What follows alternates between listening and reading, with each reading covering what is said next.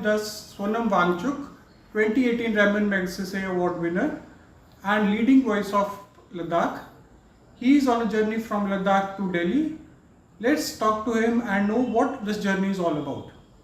Sir, thank you. Please tell us about what is this journey about. Okay, this is a Padyatra, a foot march or a climate march we often call it, starting from Leh on 1st September and ending in Delhi on 2nd October, Mahatma Gandhi's birthday, covering around 1,000 kilometers over a month, passing through some of the highest passes, like 17,000 feet.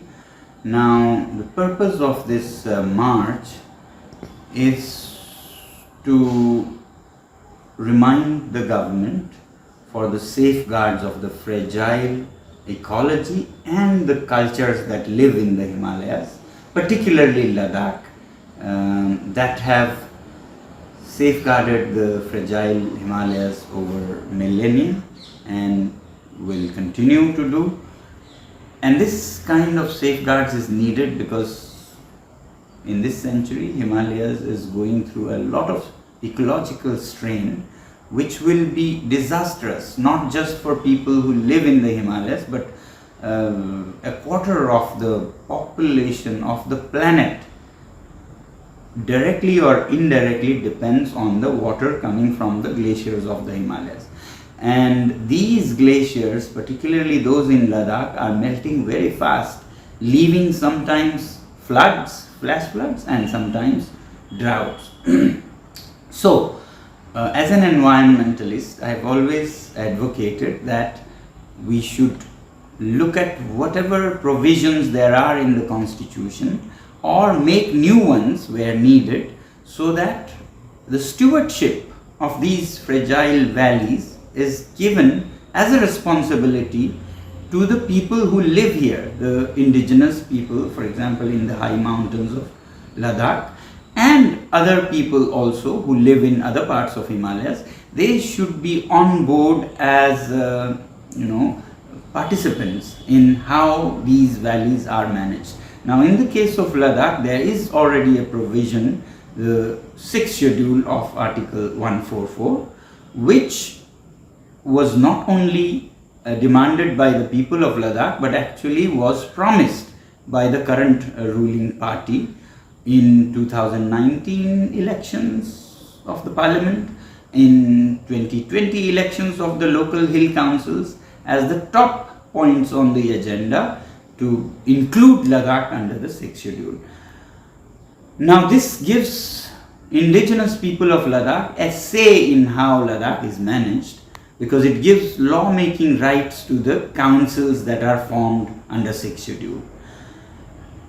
This was assured by the government, but then over the last 5 years it has gone to the back burners, and now there's ambiguity whether it will be ever done. So therefore we are walking, giving pain to ourselves, traveling all the way from Leh to Delhi.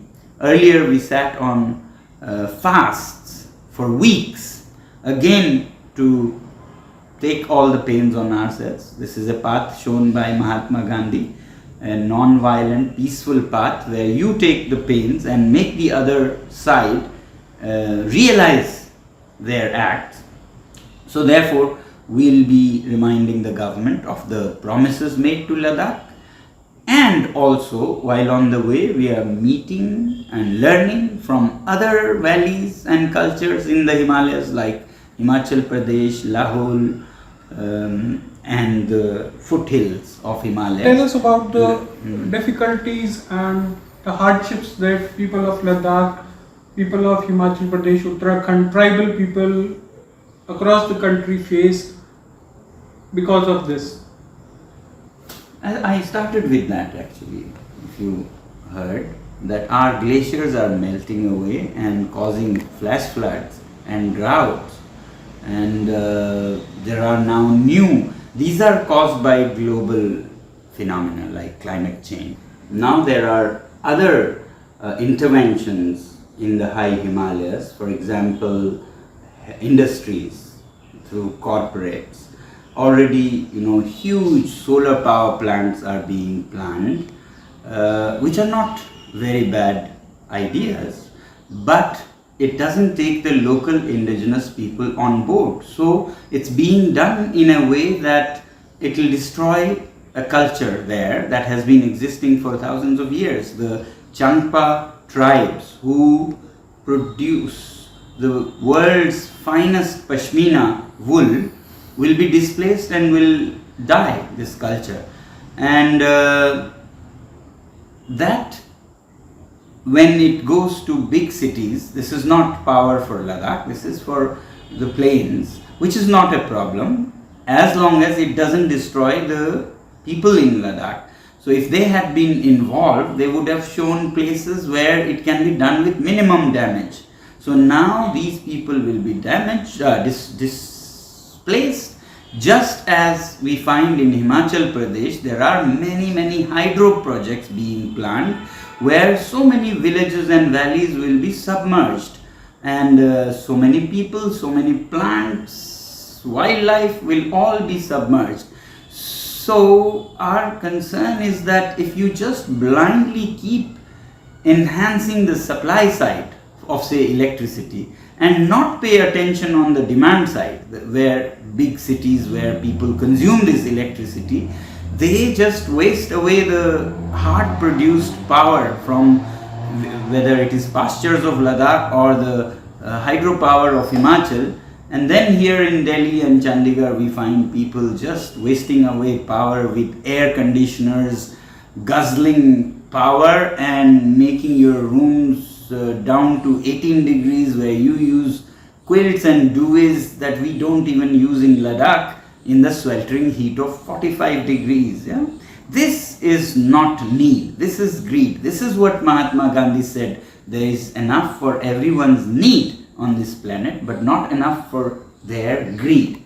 When you waste it, that burns our emotions, that our people, our wildlife is being sacrificed only for some people in big cities who don't even need so much power, who waste away. So to sensitize the people and thereby the governments that they form of these fragility of the Himalayas, we are doing this march. You talked about ACs, but we'll come to that later. First of all, I wanted to know, do you think the tribes, rights of the tribal people in India are not being addressed? Well, first of all, I'm very proud to learn that our ancestors who made the constitution kept provisions like the 5th and the 6th schedule to give these rights to the indigenous tribal populations of the country. So in a way, this nation has not only tolerated diversity, but it has actively encouraged diversity of cultures to preserve these tribal places and people. So that's a highlight of our constitution. But now we have to honor it by applying it where it makes justification. And the fact that we were promised this in the manifestos means that leaders and officers saw that Ladakh qualifies for it. Generally, places that have above 50% tribal population get some of these schedules. Ladakh has more than 90%. So it was a no-brainer that it will be applied, and it was assured that it's in the minutes of the meetings of the ministries from 2019 and 20. It's there written in the manifestos. So we had no reasons to believe that it won't be. Now also we want to believe that there's delay only, and it's not the end. What could be more? They have never formally explained. Maybe journalists like you should ask them, why have they delayed it? And if they didn't want to, then why was it promised? But people in Ladakh generally say that it seems to be the pressures from industries, industrial lobbies, mining lobbies, who want Ladakh and the mountains left free for exploitation. And now it's exactly for that reason that we are doing marches like this and fasts and hunger strikes, because we believe that we should help the government. If they have pressure from one side, we should apply equal and opposite pressure from the other side, so that they can again take balanced decisions. Otherwise, if we are silent and they have pressure, they'll succumb. Now they can cite us and say, we cannot do it for you because the people here are, not taking it lying down. You think that you were talking about Chandigarh cycle tracks, but nobody uses them. I don't think it is something wrong with city life. Just that it's a great thing that Chandigarh has these cycle tracks. I just find it a pity that there are not enough people using those bicycle tracks. Because it is hot, it is don't know. unsafe. You should ask the people of Chandigarh. How will I This know? is how I'm they from respond. Ladakh. I have no idea. I'm only surprised. I would like to know from you, why don't they use the cycle lanes? Yes, that's what they say, that it's hot, it's not comfortable driving. And Does that mean summers- they mean that in December, January, February the cycle lanes are full?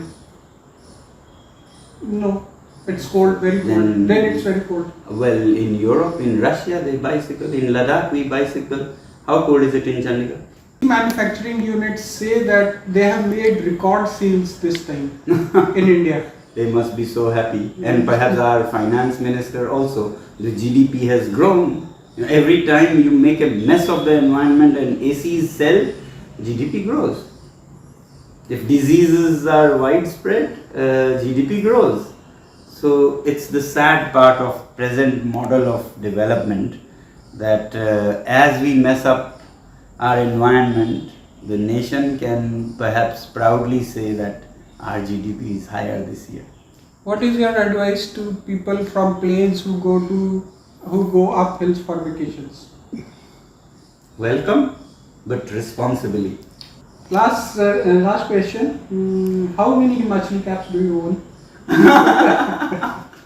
Very good question. I was just saying I could be the world's richest person in Himachali topis. I don't know, there's a whole stack of them. Every village offered me a cap and I had to keep changing.